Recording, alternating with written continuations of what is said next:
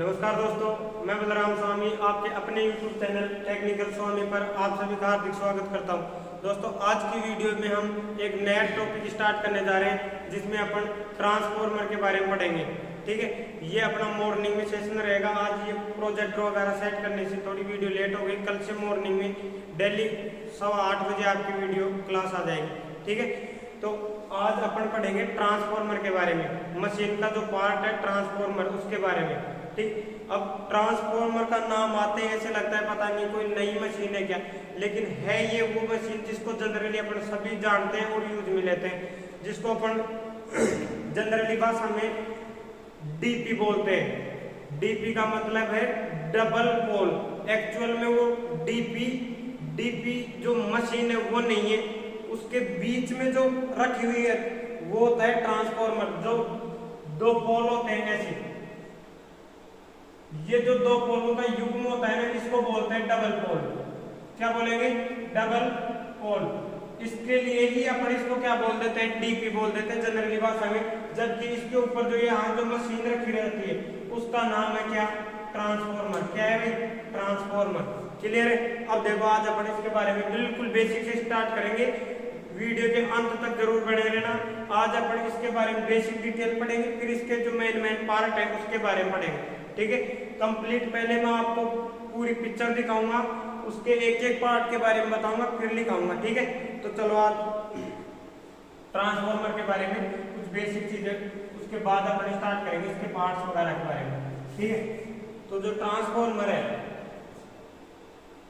आज का अपना टॉपिक है ट्रांसफॉर्मर। अब देखो, ट्रांसफॉर्मर, इसके नाम से ही आपके माइंड में आना चाहिए ट्रांसफॉर्मर। इसका मतलब है ट्रांसफर करेगा। ये किसको? वैद्युतिक ऊर्जा को ट्रांसफर करने का कार्य करता है कौन? ट्रांसफॉर्मर। किसको? वैद्युतिक ऊर्जा को। और कैसी वैद्युतिक ऊर्जा को? एसी वैद्युतिक ऊर्जा को। कैसी वैद्युतिक ऊर्जा को? एसी को। कैसे? अब ऐसा नहीं कि भाई एसी को डीसी में कन्वर्ट नहीं करता। ये क्या करता है? ट्रांसफर करेगा, स्थानांतरित करेगा। कैसे? जैसे मान लो इधर से आपकी सप्लाई आई, ठीक है, मेन फीडर से सप्लाई आई, यहाँ बीच में आपका क्या है? ट्रांसफॉर्मर है। क्या है? ट्रांसफॉर्मर। और उसके बाद ये क्या करेगा?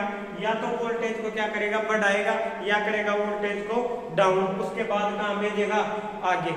तो ये जो ट्रांसफॉर्मर से पहले जो परिपथ था वो कुछ अलग था, और उसके बाद जो परिपथ है वो कुछ अलग है।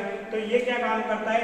एक परिपथ से दूसरे परिपथ में पावर को ट्रांसफर करता है, वैद्युतिक ऊर्जा को ट्रांसफर करेगा। क्लियर है? अब इसके बारे में 5-7 जो मेन रिसेंटली बार रिपीट होने वाले क्वेश्चन है ऑनलाइन, उनके बारे में देखो, उसके बाद फिर अपन इसके पार्ट्स के बारे में पढ़ेंगे। ठीक है, हाँ। अब ट्रांसफॉर्मर आप सभी जानते हो कि जो अपने सिंगल फेज या 3 फेज वैद्युतिक सप्लाई पे कार्य करने वाले होते हैं। जो 3 फेज का होता है वो जनरली अपने घरों के पास लगा होता है, वो होता है डिस्ट्रीब्यूशन प्रकार का।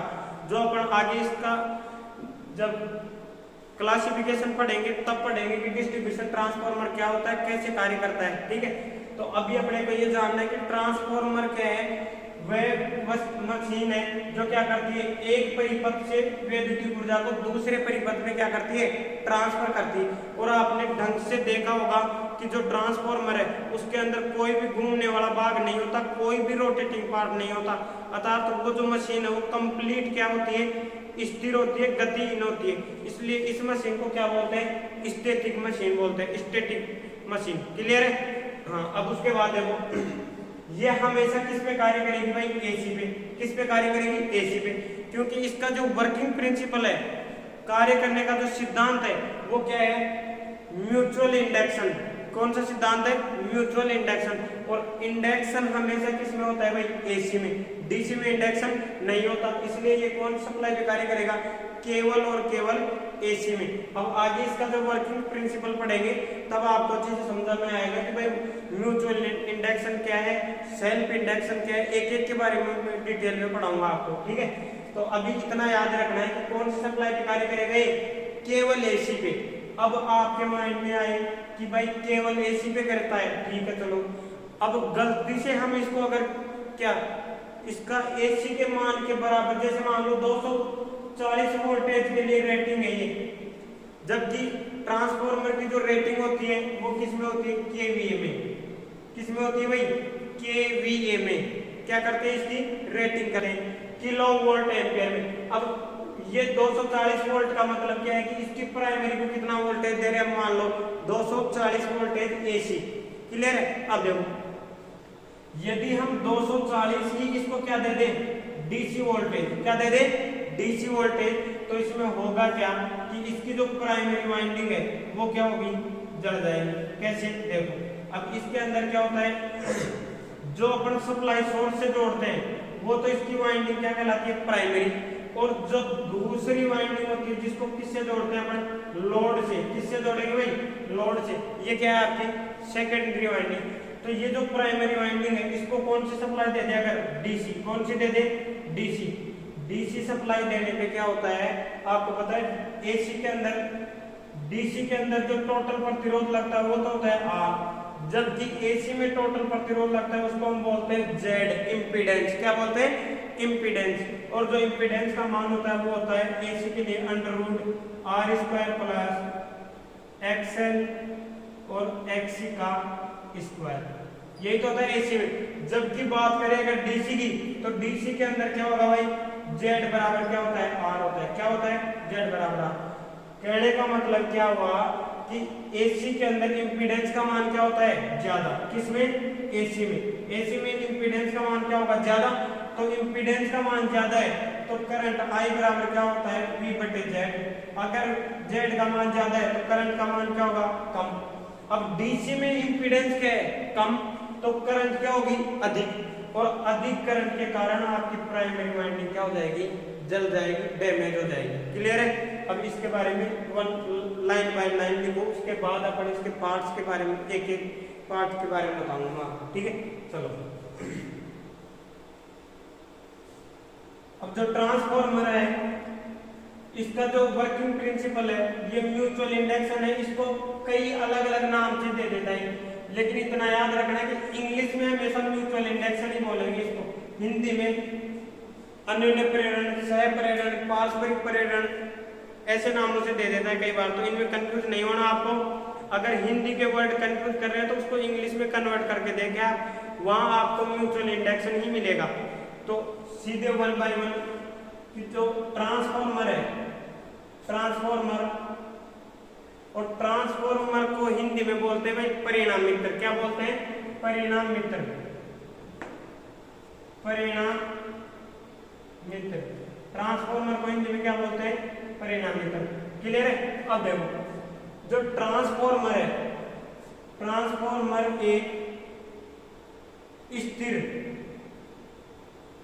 और इस स्थिर को क्या बोल सकते हैं अपन, स्थितिक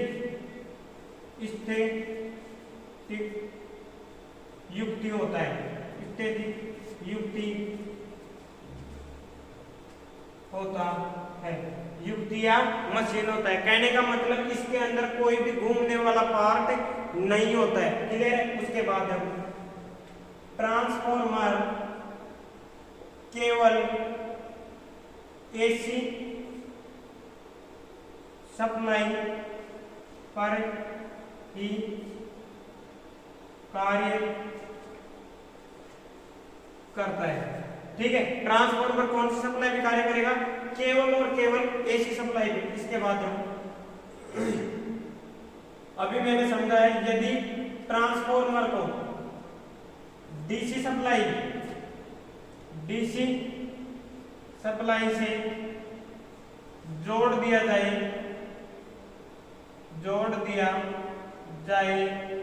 तो इसकी प्राइमरी वाइंडिंग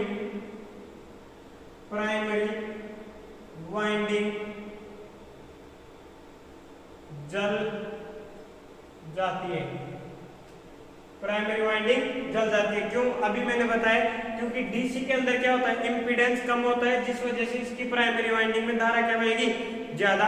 और डीसी के अंदर इंडक्टेंस होता नहीं, इसलिए इसकी जो सेकेंडरी वाइंडिंग है वो ओपन सर्किट की तरह कार्य करेगी, उसके अंदर कोई करंट फ्लो नहीं होगी, तो इसकी केवल प्राइमरी वाइंडिंग जलेगी, इतना याद रखना, ठीक है। उसके बाद ट्रांसफॉर्मर स्टैटिक डिवाइस है, एसी पे कार्य करेगी, उसके अलावा डीसी नहीं दे सकते। उसके अलावा जो ट्रांसफॉर्मर है, ट्रांसफॉर्मर एसी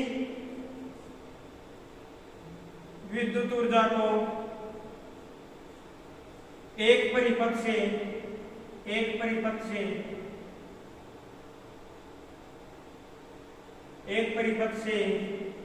दूसरे परिपथ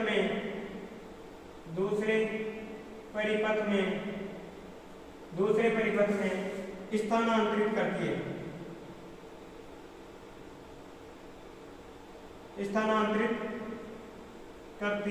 है, कहने का मतलब ट्रांसफॉर्मर वह मशीन है जो एसी वैद्युतिक ऊर्जा को एक परिपथ से दूसरे परिपथ में ट्रांसफर करेगी। अब देखो ट्रांसफर करने का मतलब क्या है, जो ट्रांसफॉर्मर है ये एसी वोल्टेज किसको, एसी वोल्टेज व करंट, एसी वोल्टेज व करंट, करंट का मतलब है धारा, वोल्टेज का मतलब है ईएमएफ, ठीक है। तो ये जो ट्रांसफॉर्मर है एसी वोल्टेज व करंट को आसानी से परिवर्तित कर देता है, आसानी से परिवर्तित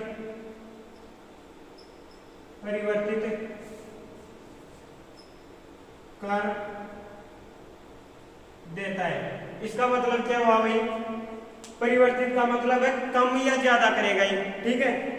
ये एसी वोल्टेज वो करंट को कम या ज्यादा करेगा। आगे हम पढ़ेंगे कि कैसे वाइंडिंग के जो लपेटे हैं उनको कम या ज्यादा करने पर वोल्टेज कम हो गया, करंट ज्यादा हुआ, एक एक के बारे में डिटेल में चर्चा करेंगे। अभी आप इतना याद रखो, इसका स्क्रीनशॉट लो, फिर आगे चलते हैं अपन।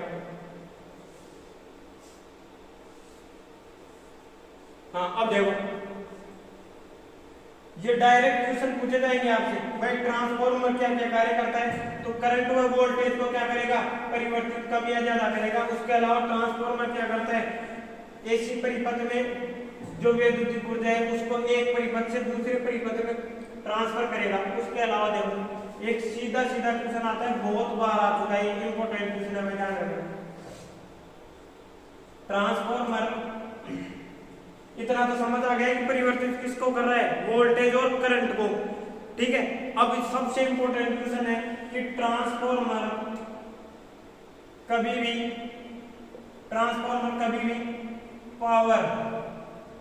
पावर का मतलब है शक्ति को, जो अपनी शक्ति का मतलब है P बराबर V इंटू आई, ये क्या रखेगा, स्थिर रखेगा भाई। कभी भी पावर को परिवर्तित नहीं करता है,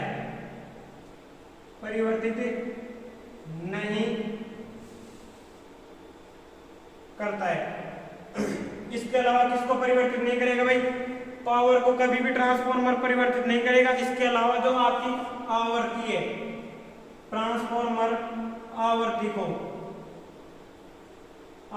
को भी परिवर्तित नहीं करता है। ये दोनों क्वेश्चन याद रखने लायक है भाई, परिवर्तित नहीं करता है। इसका मतलब क्या है कि आपकी जो पावर है V इंटू आई ये कांस्टेंट रहेगी, नियत रहेगी। कैसे, अगर मान लो वोल्टेज इसने क्या कर दिया, बढ़ा दिया, तो करंट को क्या करेगा, घटा देगा, तो अपनी जो पावर है वो क्या रहेगी, बराबर। जैसे वोल्टेज 2 गुना कर दिया तो करंट आधी हो जाएगी, और अगर वोल्टेज आधा हो गया तो करंट क्या हो जाएगी, 2 गुनी। तो इसका मतलब पावर क्या रहेगी, आपकी कांस्टेंट रहेगी, ठीक है। अब देखो इसके बाद ट्रांसफॉर्मर को केवीए में रेटेड किया जाता है। कहने का मतलब ये कि ट्रांसफॉर्मर की जो रेटिंग है वो किस में दी जाती है, केवीए में। और केवीए का मतलब है किलो वोल्ट एम्पियर। क्या है भाई, किलो वोल्ट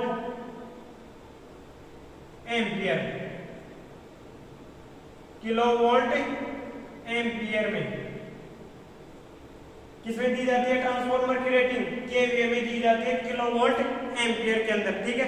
उसके बाद है वो, हाँ ट्रांसफॉर्मर है आपका पावर को कभी भी चेंज नहीं करेगा, फ्रीक्वेंसी को कभी चेंज नहीं करता है, तो चेंज किसको करता है, वोल्टेज और करंट को चेंज करेगा। ठीक है, उसके बाद देखो इसकी रेटिंग किसमें की जाती है, केवीए में की जाती है। ठीक है, चलो उसके बाद देखो ट्रांसफॉर्मर किस सिद्धांत पर कार्य करता है, तो ट्रांसफॉर्मर आपका ट्रांसफॉर्मर सहप्रेरण या इसका दूसरा नाम क्या है, पारस्परिक प्रेरण या अन्य नाम क्या है इसका, अन्योन्य प्रेरण। क्या है भाई, अन्योन्य प्रेरण। और इन सभी को इंग्लिश में क्या बोलते हैं, म्यूचुअल इंडक्टेंस। म्यूचुअल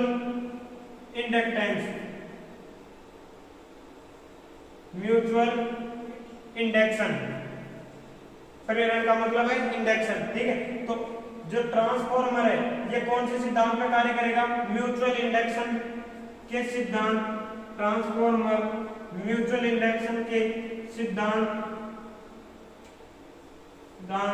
पर कार्य करता है। ट्रांसफॉर्मर कौन से सिद्धांत पर कार्य करेगा, सहप्रेरण या पारस्परिक प्रेरण या अन्योन्य प्रेरण, और इन सभी को इंग्लिश में क्या बोलेंगे, म्यूचुअल इंडक्शन के सिद्धांत पर कार्य करता है। एक बार स्क्रीनशॉट लो फिर आगे चलते हैं। हाँ, अब अपन इसके पार्ट्स के बारे में पढ़ेंगे। ट्रांसफॉर्मर के जो मेन डायरेक्ट पूछे जाने वाले क्वेश्चन थे ये आपके हो चुके हैं। अब अपन पढ़ेंगे इसके एक पार्ट्स के बारे में, भाई इसका जो पार्ट्स है ट्रांसफॉर्मर कैसे बना होता है, एक पार्ट्स के बारे में, कौन सा पार्ट कैसे कार्य करेगा इसका। ठीक है, एक पार्ट के बारे में थोड़ा सा डिटेल में जानेंगे। उसके बाद एक बार सभी पार्ट्स के बारे में समझो, फिर आपको मैं सभी कंप्लीटली कहूंगा। तो पहले एक बार कंप्लीट आपको समझना है कि कौन सा पार्ट कैसे कार्य करेगा, किस पार्ट का क्या उद्देश्य है। ठीक है, हाँ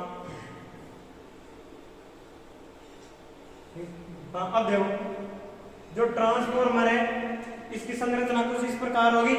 अब इसके ऊपर ये क्या है, अंदर ट्रांसफॉर्मर की कोर है, क्या है, कोर, और कोर के ऊपर ये जो लपेटे हुए हैं ये क्या है, वाइंडिंग लपेटी हुई है। भाई क्या लपेटी हुई है, वाइंडिंग लपेटी हुई है। और उसके अलावा ये क्या होता है, ऑयल टैंक होता है। क्या होता है, ऑयल टैंक।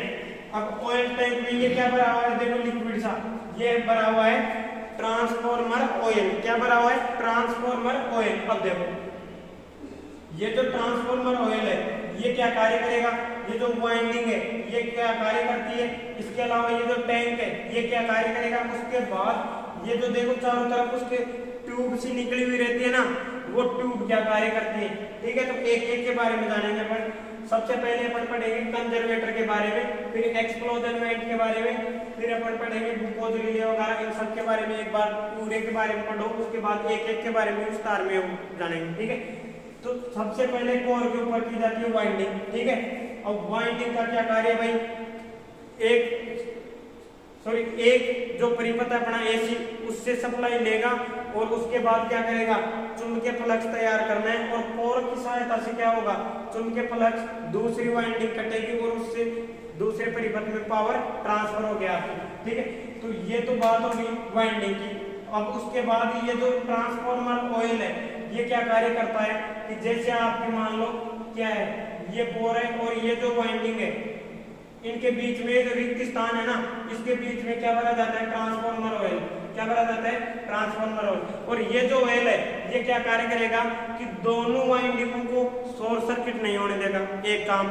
दूसरा काम क्या है इसका कि ये जो वाइंडिंग जब ट्रांसफॉर्मर अपना चलेगा तो वाइंडिंग गर्म होंगी, और वाइंडिंग गर्म होने से क्या गर्म हो गया, आपकी कोर, और कोर के गर्म होने से क्या होगा, आपका संपूर्ण ट्रांसफॉर्मर गर्म होगा। तो ये जो ट्रांसफॉर्मर ऑयल है ये दूसरा क्या कार्य करेगा, ट्रांसफॉर्मर को ठंडा रखने का कार्य करेगा। क्लियर है, तो इसके बारे में जब अपन एक के बारे में डिटेल में पढ़ेंगे तब और आपको समझाऊंगा अच्छे से, है ना। तो ये जो ट्रांसफॉर्मर ऑयल है ये क्या कार्य करता है, ट्रांसफॉर्मर को ठंडा रखने का और दोनों वाइंडिंग को शॉर्ट सर्किट से बचाने का। अब देखो उसके बाद ये जो कूलिंग ट्यूब है ये क्या कार्य करती है भाई, अब वाइंडिंग इतनी तेज गर्म होती है कि ये जो ट्रांसफार्मर ऑयल है ये भी बहुत ज्यादा गर्म हो जाता है, तो इसको भी ठंडा करना जरूरी है। तो ये क्या होता है कि इधर ऊपर देखो ये ट्यूब लगी हुई है, ये क्या होता है कि जैसे ट्रांसफार्मर का जो ऑयल है वो क्या होगा गर्म, और कोई भी जब द्रव गर्म है तो वो क्या करता है ऊपर उठता है, और जैसे ये गर्म होगा गर्म वाला हिस्सा कहाँ जाएगा ऊपर, और ये इन पाइपों की सहायता से बाहर आएगा, और बाहर ये जो ट्यूब है इनके वायुमंडल से क्या लगती है हवा, जिससे इन ट्यूब्स में आके ये ऑयल क्या हो जाता है ठंडा, और जैसे ही ठंडा होगा वापस कहाँ जाएगा यहाँ नीचे, फिर यहाँ से गर्म होकर कहाँ जाएगा ऊपर, फिर ट्यूब के माध्यम से ठंडा होकर कहाँ जाएगा नीचे, और ये क्रम क्या होता है आपका चलता रहेगा। ठीक है, तो ट्रांसफार्मर ऑयल कूलिंग ट्यूब का आपको अच्छे से पता चल गया कि भाई किसका क्या कार्य है। उसके बाद ये क्या है आपकी बुशेज, क्या है बुशेज, इसका मतलब क्या है भाई, इसका मतलब ये है कि इनकी सहायता से हम क्या करेंगे ट्रांसफार्मर में कनेक्शन करेंगे, क्या करेंगे कनेक्शन करेंगे, आने वाली लाइन जाने वाली लाइन के कनेक्शन करेंगे। ठीक है, अब देखो उसके बाद अब ये तो अपने समझ आ गया कि भाई ट्रांसफार्मर गर्म हुआ, ऑयल ऊपर उठा इसकी सहायता से, फिर इसके ऊपर देखो ये जो मेन टैंक है आपका, इसके अंदर तो ऑयल होता ही होता है, उसके ऊपर एक ऑक्सिलरी ऑयल टैंक और होता है, मतलब सहायक ऑयल टैंक, तो इसको बोलते हैं कंजर्वेटर, क्या बोलेंगे भाई कंजर्वेटर बोलते हैं इसको। तो ये जो है इसका क्या कार्य देखो, इसके बारे में थोड़ा सा डिटेल में पढ़ेंगे आज अपन। इसके अंदर क्या रखा जाता है कि जैसे ये है ना आपका, ये गर्म हो गया, इसके अंदर फुल ऑयल भरा रहता है, अब इसके ऊपर ही ये क्या रखा जाता है दूसरा ऑयल टैंक, अब इसके कोई पाइप की सहायता से इनके बीच क्या किया जाता है कनेक्शन। अब देखो ये क्या किया जाएगा, आधे से ज्यादा भरा जाता है, लगभग आधे से ज्यादा। अब क्या होगा, जैसे ही आपका ट्रांसफार्मर ऑयल गर्म हुआ तो ये ट्रांसफार्मर ऑयल गर्म होने से क्या होगा, इसका आयतन है वो ज्यादा होगा, ट्रांसफार्मर ऑयल है वो क्या करेगा फैलने की कोशिश करेगा, क्या करेगा फैलने की कोशिश करेगा, और फैलने के कारण क्या होगा कि ये जो ट्रांसफार्मर ऑयल है ये मेन टैंक से उठ के कहां चला जाएगा भाई, एक कंजर्वेटर में, कहां चला जाएगा कंजर्वेटर। अब इसका जो फैलाव है इसको जगह देने के लिए स्थान चाहिए, फैलने के लिए जगह भी चाहिए, तो ये जो जगह अतिरिक्त जगह कौन देगा कंजर्वेटर देगा, कौन देगा कंजर्वेटर। उसके बाद अगर मान लो हमने क्या किया ट्रांसफार्मर को सप्लाई से हटा दिया, बंद कर दिया, तो ट्रांसफार्मर ऑयल क्या होगा ठंडा होगा, और ठंडा होते ही क्या होगा ये ऑयल वापस सिकुड़ेगा, और सिकुड़ने के बाद क्या होगा कि ये जो ऑयल वापस किस में आएगा मेन टैंक में, और मेन टैंक में आएगा तो इस मेन टैंक में जो ऑयल की कमी हुई उसकी जो क्षतिपूर्ति होगी वो किससे होगी, इस कंजर्वेटर में से ऑयल कहाँ जाएगा मेन टैंक में। आप क्लियर। अब देखो अब ये जो क्रिया होती है, अब देखो जब इसमें ऑयल आएगा तो ये जो ऊपर हवा भरी है ये क्या होगी, जब जैसे ही ऑयल इसके अंदर आएगा तो हवा क्या करेगी बाहर निकलेगी, भाई हवा क्या करेगी बाहर निकलेगी, और जैसे ही ऑयल कंजर्वेटर से वापस मेन टैंक में जाएगा तो यहाँ रिक्त स्थान होगा और उसमें क्या भरी जाएगी हवा, और वो हवा क्या होगी वापस इस स्थान को घेरेगी, और ये जो हवा को छोड़ने और अंदर ग्रहण करने की जो क्रिया होती है उसको तो अपन क्या बोलते हैं श्वसन क्रिया किसे कहते हैं, श्वास लेना और छोड़ना, ये तो श्वसन है। तो ये जो क्रिया होती है ना कि ट्रांसफार्मर के द्वारा वायु को बाहर छोड़ना व अंदर लेना, ये क्रिया क्या कहलाती है ट्रांसफार्मर की श्वसन क्रिया कहलाती है, जिसको बोलते हैं ब्रीदिंग। ठीक है, क्या कहते हैं ब्रीदिंग कहते हैं। ये जो क्रिया है ये आपकी जब ट्रांसफार्मर गर्म होगा ऑयल तब तो हवा छोड़ेगा, उसके बाद अगर ठंडा हो गया ऑयल तो वापस हवा अंदर लेगा।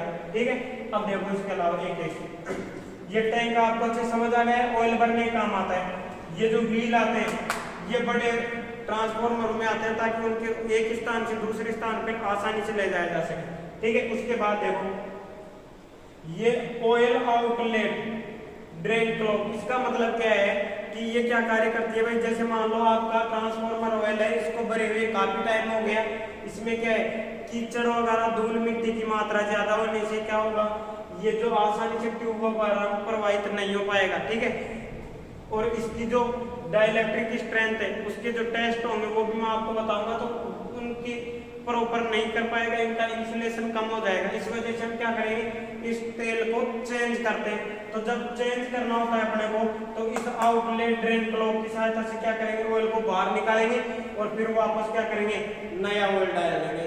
क्लियर। अब उसके बाद देखो ये क्या है आपका अर्थिंग। किसी भी मशीन के द्वारा मानव की सुरक्षा किसके द्वारा की जाती है, अर्थिंग के द्वारा। कि भाई जब इसके बाह्य बॉडी में करंट आ जाए, उससे कोई भी इंसान संपर्क में आ जाए बॉडी के, तो करंट नहीं लगे, तो इसलिए इसको क्या करेंगे अपन, अर्थिंग। ठीक है। उसके बाद देखो ये ऑयल है। उसके बाद देखो इसका जो मेन है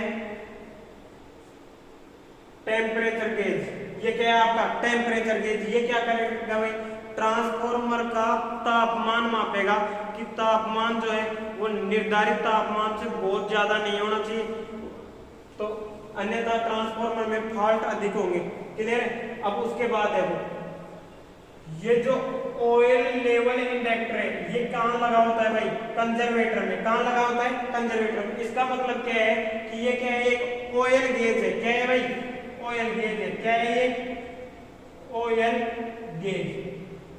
ये क्या है, ऑयल गेज। जो क्या करेगा, ऑयल की मात्रा को मापेगा। भाई ट्रांसफॉर्मर में ऑयल की कमी तो नहीं हो गई, उसको कौन नापेगा, ऑयल गेज के द्वारा मापेगा। ठीक है। अब देखो ये क्या है, एक्सप्लोजन वेंट। क्या है, एक्सप्लोजन वाल्व, या इसको बोलते हैं प्रेशर रिलीज वाल्व। क्या बोलेंगे, इसका दूसरा नाम क्या है, प्रेशर रिलीज वाल्व। ये क्या कार्य करता है भाई, देखो आपका जब मान लो आपका ट्रांसफॉर्मर क्या हुआ, एक निर्धारित सीमा से अधिक गर्म हो गया, मान लो कोई भी फॉल्ट आ गया इसके अंदर, और ट्रांसफॉर्मर का जो ऑयल है वो बहुत अधिक मात्रा में गर्म हो गया, जिस वजह से इसका आयतन इतना बड़ा कि ये मेन टैंक से कहाँ चला गया, कंजर्वेटर में, और कंजर्वेटर की क्षमता से भी क्या हो गया, ज्यादा फैला हो गया, और उसके कारण इसका जो दबाव है वो बहुत ज्यादा बढ़ जाता है। और उस दबाव के कारण क्या होता है कि ये जो एक्सप्लोजन वेंट है ना, इसके अंदर यहाँ क्या होता है, डायफ्राम लगा होता है। क्या लगा होता है, डायफ्राम लगा होता है। जो क्या होता है कि जो दबाव लगता है अंदर की साइड से बहुत ज्यादा ऑयल का, उसके कारण ये जो डायफ्राम है वो आपका क्या होगा, टूट जाएगा। और ये टूटने के कारण क्या होगा कि जो तेल का अतिरिक्त प्रेशर है आपका, वो क्या होगा, इसकी सहायता से बाहर निकल जाएगा, और अपना जो ट्रांसफॉर्मर वो आपका सुरक्षित रह जाएगा। कभी कभार आपको ने देखा होगा कि भाई गांव में ट्रांसफॉर्मर फट जाते हैं। वो क्यों फटते हैं, क्योंकि उनका जो एक्सप्लोजन वेंट का जो वॉल्व है या जो डायफ्राम है वो टूटता नहीं है, उसमें कोई ना कोई एरर आ जाती है। इस वजह से ये जो दबाव है वो इधर से प्रेशर रिलीज न होकर क्या करता है, टैंक को ही फाड़ देता है। हरी बात समझ। तो इसका मतलब क्या है कि ये जो एक्सप्लोजन वेंट है ये क्या कार्य करेगा भाई, एक सेफ्टी डिवाइस के रूप में कार्य करता है, सुरक्षा युक्ति के रूप में। और क्या कार्य करेगा कि तेल के अतिरिक्त प्रेशर को क्या करेगा, रिलीज करेगा। प्रेशर को रिलीज करता है, इसलिए इसका दूसरा नाम क्या है, प्रेशर रिलीज वाल्व। ठीक है। पानी के लिए बोल रहे हैं। अब देखो ये जो कंजर्वेटर है इसके बारे में मैंने अभी बताया आपको, ये क्या कार्य करता है। उसके अलावा देखो कंजर्वेटर की अंदर दो पाइप लगी होती है। एक तो कौन सी, जो कहाँ दौड़ेगी, मेन पाइप से, मेन टैंक से। दूसरी इसके साथ ही क्या लगा होता है, एक ऊपर की साइड से पाइप और लगा होता है, और वो कहाँ जाता है भाई, ब्रीदर की ओर। कहाँ जाता है, ब्रीदर की ओर। अब ये देखो ये ब्रीदर क्या चीज है भाई, एक मिनट।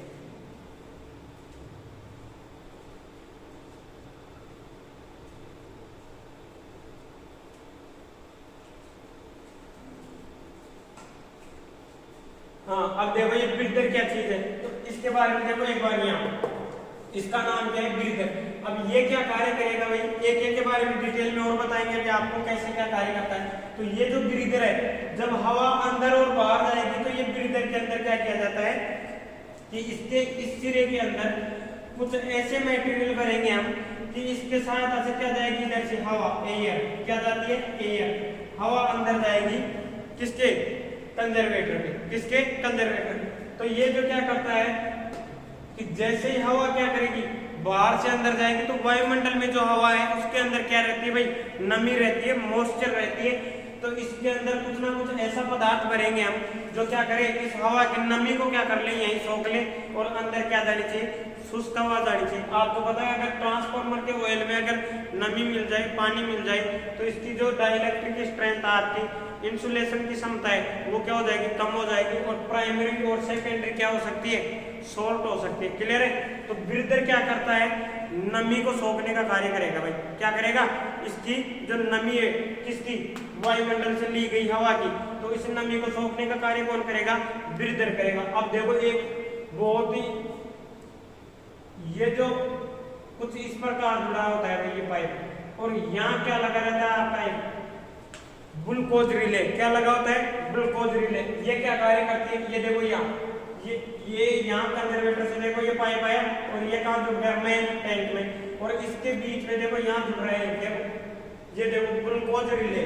क्या है इसका नाम, ग्लूकोज रिले। ये क्या कार्य करेगी कि अगर इस ट्रांसफार्मर के अंदर इंटरनल कोई फॉल्ट आ गया तो ये क्या कार्य करती है कि या तो हमारे को अलार्म बजाएगी, क्या करेगी, अलार्म बजाती है, और अलार्म से क्या होगा, हमारे को अगर छोटा एरर आए तो पहले अलार्म बजा के हमारे को संकेत देगी कि भाई ट्रांसफार्मर के अंदर कोई ना कोई एरर आ रही है, इससे आप सप्लाई से डिस्कनेक्ट करें। और अगर फॉल्ट के बड़ा आ गया तो ये क्या कर देती है, ट्रांसफार्मर के ऑयल को ट्रांसफार्मर को सप्लाई सोर्स से क्या करेगी, डिस्कनेक्ट कर देगी, और अपना ट्रांसफार्मर क्या हो जाएगा, सुरक्षित हो जाएगा। तो ये जो युक्ति होती है ग्लूकोज रिले, ये क्या है, ये भी एक सुरक्षा युक्ति है, सेफ्टी डिवाइस है। ठीक है। तो आज एक एक पार्ट के बारे में आपको मेरे जहां तक उम्मीद है अच्छे से समझ आया होगा। अब अपन एक एक पर्सनली सभी के ऊपर विशेष चर्चा करेंगे, और उसके जो प्रॉपर नोट्स है वो मैं आपको लिखाऊंगा। तो सबसे पहले अपन कंजर्वेटर पढ़ेंगे, उसके बाद पढ़ेंगे एक्सप्लोजन वेल या वॉल्व, उसके बाद अपन पढ़ेंगे ब्रीदर पढ़ेंगे। ठीक है। तो चलो कंजर्वेटर के ऊपर टाइम को बता, हाँ तो अब पढ़ेंगे अपन कंजर्वेटर के बारे में, थोड़ा सा साइड करें। अब देखो कंजर्वेटर कैसे कार्य करता है।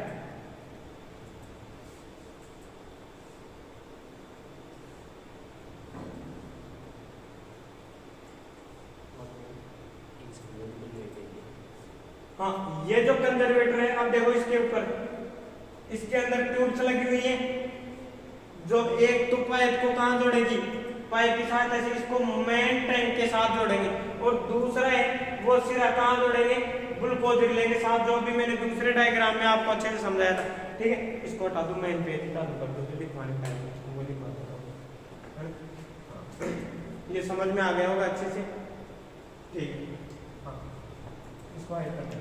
हाँ तो अब अपना जो पहला पार्ट है ट्रांसफार्मर का, जो पहला पार्ट है आपका वो क्या है भाई, कंजर्वेटर। कौन सा है, कंजर्वेटर।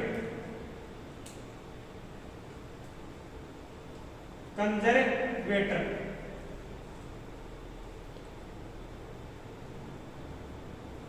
कंजर्वेटर सबसे जो पहला पार्ट है आपका वो क्या है भाई, कंजर्वेटर। अब देखो ये क्या कार्य करता है। सबसे पहले लाइन बाय लाइन चलना है, ये आपके समझ आ गया होगा। जो पहले मैंने बताया अभी कि ये जो कंजर्वेटर है आपका, ये कहाँ रहता है भाई, ये men oil tank, men oil tank मतलब मुख्य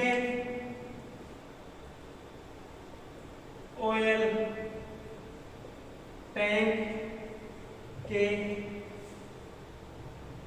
ऊपर स्थापित होता है। कहाँ स्थापित होता है भाई,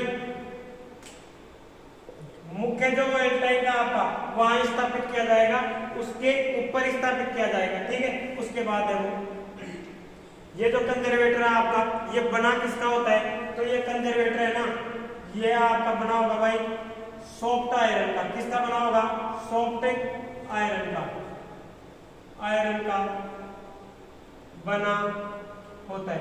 कंजर्वेटर किसका बना होता है, सॉफ्ट आयरन का बना होता है। ठीक है। उसके बाद देखो कंजर्वेटर के बारे में, कंजर्वेटर और क्या कार्य करेगा, यह मेन टैंक में, मेन ऑयल टैंक में ऑयल का स्थिर निर्धारित रखता है। क्या करेगा ये मेन ऑयल टैंक के अंदर जो तेल का स्थिरांक आपका उसको निर्धारित रखेगा, कांस्टेंट रखेगा। अगर ज्यादा फैलाव हो गया तो उसको जगह देगा, और अगर उसमें कमी आ गई तो उस तेल की क्षतिपूर्ति कौन करेगा, कंजर्वेटर करेगा। ठीक है। हाँ, अब उसके बाद देखो कंजर्वेटर के बारे में और क्या चीज है भाई, और क्या क्या बताया था मैंने। कंजर्वेटर पाइपों की सहायता से किस किस से जुड़ा होता है, एक तो मेन ऑयल टैंक से, दूसरा किससे जुड़ा होगा, ब्रीदर से। किससे जुड़ा होगा, ब्रीदर से जुड़ा होगा। ठीक है। उसके अलावा जो आपका कंजर्वेटर है इसके अंदर क्या होगा कि अतिरिक्त जब ट्रांसफार्मर गर्म हो गया आपका तो जो ऑयल का आयतन बढ़ा उसको जगह देगा, और जैसे ही मान लो ऑयल ठंडा हुआ तो जो ऑयल में कमी आई सिकुड़न के कारण मेन टैंक में, उसकी क्षतिपूर्ति करेगा कौन, कंजर्वेटर। ठीक है। तो अब देखो इसके बारे में, जब ट्रांसफार्मर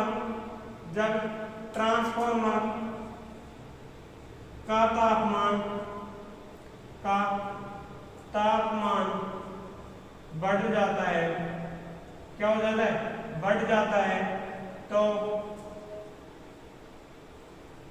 यह मेन ऑयल टैंक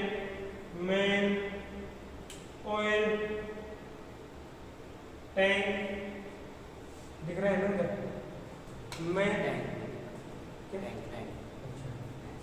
तो ये मेन ऑयल टैंक आपका, मेन ऑयल टैंक के ऑयल के आयतन में हुई वृद्धि को स्थान प्रदान करता है। इसका मतलब क्या है कि जब आपका ट्रांसफार्मर का ऑयल है वो गर्म हो गया तो उसका आयतन बढ़ेगा, और आयतन बढ़ने के कारण उसका जो स्थान उसे ज्यादा चाहिए वो कौन प्रदान करता है, कंजर्वेटर करेगा। एक बार इसका स्क्रीनशॉट लो, फिर आगे चलते हैं।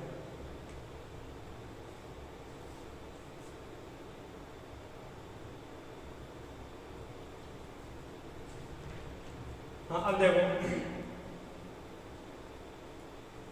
जो कंजर्वेटर आपका स्थान ग्रहण करने के अलावा क्या करेगा, जब आपका ऑयल क्या हो गया, सिकुड़ गया, तो जो मेन टैंक है आपका उसके अंदर ऑयल का चाहिए ज्यादा, तो ऑयल का आयतन क्या कम हो गया, कम पड़ जाता है, तो उसकी क्षतिपूर्ति कौन करेगा, कंजर्वेटर। ठीक है।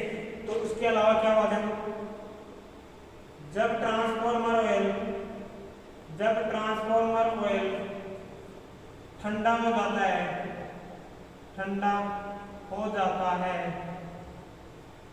तब इसके आयतन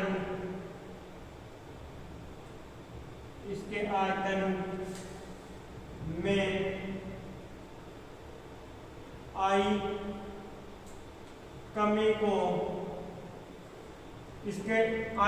आई कमी को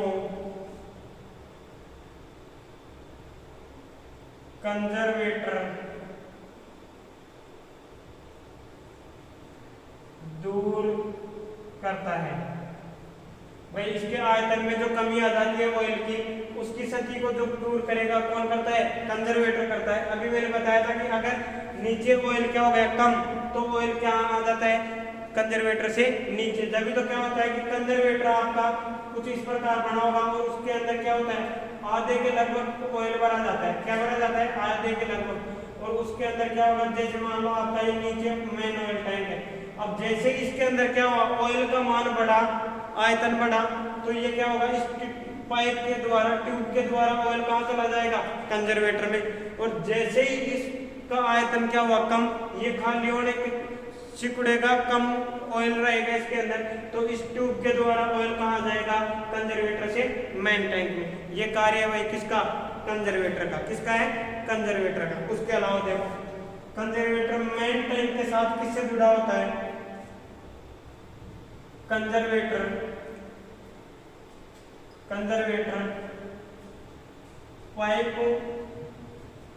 पाइप की सहायता से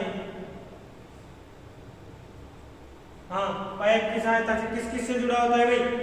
एक तो मेन टैंक से, किस किस से? मेन टैंक से सहायता से, मेन ऑयल टैंक, मेन मतलब मुख्य ऑयल टैंक से, मुख्य ऑयल टैंक से, ऑयल टैंक से तथा ब्रीदर से जुड़ा होता है, जुड़ा होता है। तो यह आपकी तमाम जानकारी है भाई किसके बारे में? कंजर्वेटर के बारे में। इसके अलावा कंजर्वेटर से कोई क्वेश्चन नहीं आएगा। और सबसे जो इम्पोर्टेंट क्वेश्चन आता है वो यही आता है कि मुख्य ऑयल टैंक के जो तेल है उसके आयतन को, बढ़े हुए आयतन को स्थान कौन देता है? कंजर्वेटर देता है। उसके जो आयतन में कमी है उसकी क्षतिपूर्ति कौन करता है? कंजर्वेटर करता है। ठीक है, कंजर्वेटर कहाँ स्थापित किया जाता है? मेन टैंक के ऊपर स्थापित किया जाता है। अब जो नेक्स्ट पार्ट है आपका वो है भाई एक्सप्लोजन वेंट। कौन सा है? Explosion went. उसका दिखाना है ब्रीदर का बस। एक्सप्लोजन वेंट है आपका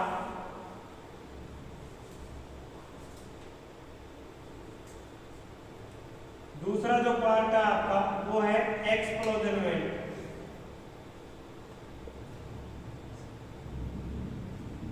एक्सप्लोजन वेंट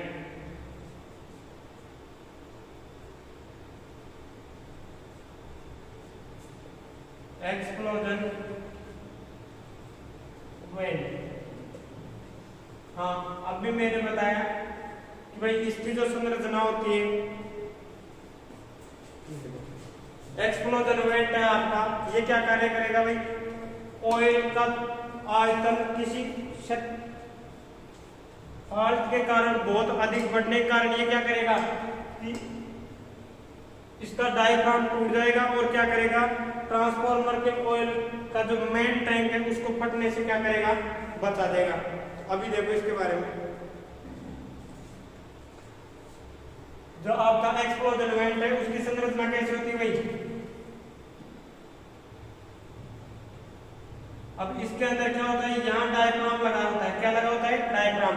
और ये कहाँ जुड़ा होता है भाई? कंजर्वेटर के पास में, मेन टैंक के ऊपर। कहाँ जुड़ा होता है? कंजर्वेटर के पास में, मेन टैंक के ऊपर। अभी डायग्राम में मैंने दिखाया था, जो कई बुक है उसके अंदर गलत दे रखा है। जो अपनी हरियंत वाली बुक है वो क्या कहती है कि जो एक्सप्लोजन वेंट है एक्चुअल में होता क्या है? एक्सप्लोजन वेंट और प्रेशर रिलीज वाल्व दोनों एक ही का नाम है, लेकिन उसमें क्या दे रखा है कि जो एक्सप्लोजन वेंट है उसको तो कहाँ दर्शा रखा है? मेन ऑयल टैंक के ऊपर।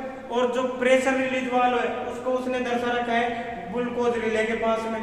तो वो मामला गड़बड़ है। एक्चुअल में ये क्या है कि ये जो एक्सप्लोजन वेंट है इसी का दूसरा नाम है भाई प्रेशर रिलीज वाल्व। और ये कहाँ होता है?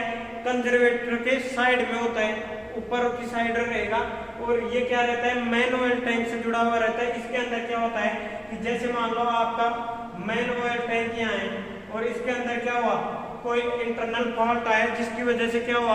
ट्रांसफार्मर का जो तापमान है वो बहुत ज्यादा मान तक पहुंच गया। और ये जो इसका आयतन है तापमान के कारण ये भी बहुत ज्यादा फैलेगा। तो जो इसका जो आयतन है निर्धारित मान से बहुत अधिक फैलने के कारण इसके अंदर क्या हुआ कि इसका जो दबाव है ऑयल का वो बहुत ज्यादा बढ़ जाता है। और जिस वजह से क्या होगा कि इसका जो ये ऑयल है ये कंजर्वेटर कहाँ होता है? इसके यहाँ लगा होगा आपका ये कंजर्वेटर लगभग। ठीक है, तो कंजर्वेटर में भी इतना स्थान नहीं कि किसको धारण कर सके? मेन ऑयल के पूरे इसको। तो इसका जो दबाव है ये बहुत अधिक बढ़ने के कारण क्या होता है? ये जो ऑयल है ये किधर जाएगा? एक्सप्लोजन वेंट की तरफ। और जो इसके अंदर क्या होता है? एक डायफ्राम लगा होता है, वो अंदर की साइड से जब बाहर की तरफ ज्यादा दबाव लगता है तो ये क्या होता है? टूट जाएगा। और जितना भी ज्यादा प्रेशर का क्या है ऑयल वो क्या आ जाएगा? टैंक से बाहर। तो जो अपना ट्रांसफार्मर का जो टैंक है वो सुरक्षित बच जाएगा। ठीक है, अब कई बार होता क्या है कि इसका जो ये डायफ्राम है वो क्या होता है? टूटता नहीं है, जिस वजह से क्या होता है कि मेन टैंक फट जाता है और दुर्घटना घट जाती है। ठीक है, तो इसकी सुरक्षा के लिए किसका यूज किया जाता है? एक्सप्लोजन वेंट का। ठीक है, प्रेशर रिलीज वाल्व जिसे बोलते हैं। अब देखो एक्सप्लोजन वेट जो वाल्व है आपका, ये क्या कार्य करेगा, ट्रांसफार्मर को अतिरिक्त दबाव से बचाएगा। तो इसका दूसरा नाम इसलिए इसको क्या बोलते हैं अपन, इसको प्रेशर रिलीज वाल्व भी कहते हैं। ठीक है, इसके अलावा ये कौन सी युक्ति है, सुरक्षा डिवाइस है भाई। ये ट्रांसफॉर्मर की एक सुरक्षा युक्ति होती है भाई। सुरक्षा कर रही है नहीं कर रही, तो इसलिए इसको क्या बोलेंगे, ट्रांसफॉर्मर की कौन सी युक्ति है, सुरक्षा युक्ति होती है। ठीक है, अब देखो उसके बाद एक्सप्लोजन वेट के बारे में, प्रेशर रिलीज वाल्व के बारे में। ये क्या कार्य करता है कि ट्रांसफॉर्मर का तापमान किसी फाल्ट के कारण बहुत अधिक बढ़ने से इसके ऑयल का आयतन बहुत अधिक बढ़ जाता है। क्या होता है, ऑयल का आयतन बहुत अधिक बढ़ जाता है, जिससे होगा क्या, दिख रहा है नहीं, तो जिससे होगा क्या कि ये जो आयतन बढ़ने से क्या होगा कि जो ऑयल टैंक है, जिससे ऑयल टैंक में दबाव बढ़ जाता है।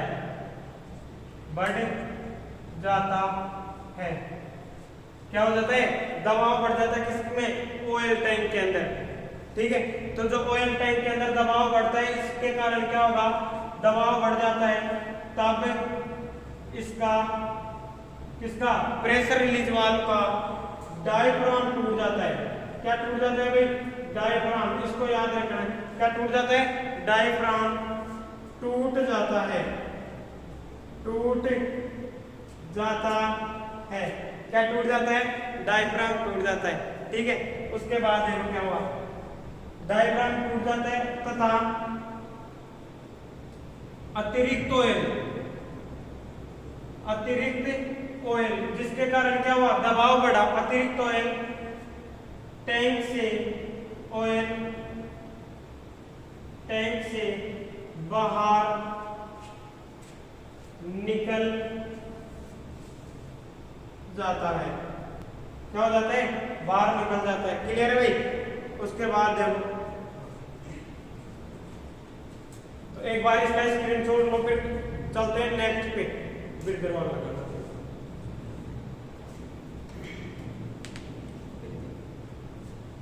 हो गया ना। हाँ चलो, अब चलते हैं नेक्स्ट पार्ट के ऊपर। बिल्डर क्या कार्य करेगा भाई, क्या कार्य करेगा बिल्डर, तीसरा, ये भी बहुत इंपॉर्टेंट है भाई, ध्यान रखना। बिल्डर से हर बार क्वेश्चन आते हैं, सबसे मेन पार्ट यही आते हैं इसके, जैसे कोयल हुआ, वाइंडिंग हुई, कंजर्वेटर हुआ, उसके अलावा बिल्डर हुआ, फिर मेन एक आ जाती है ग्लूकोज रिले। इनसे क्वेश्चन बार बार आते हैं। ठीक है, तो